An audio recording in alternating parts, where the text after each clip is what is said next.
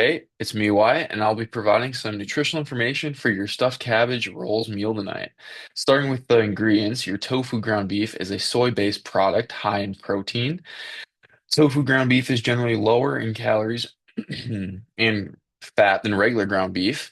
Next, your brown rice is a complex carbohydrate great for long-lasting energy and is also a whole grain, meaning it contains its bran and germ layers, providing more fiber and micronutrients than white rice.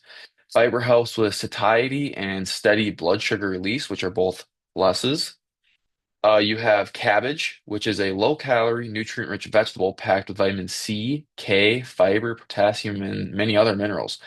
You also have onions, which are low in calories and a great source of vitamin C, B6, potassium, and folate.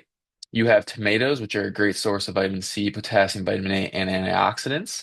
Lastly, you have cheese, which is a great source of protein, calcium at the cost of being a little higher in fat.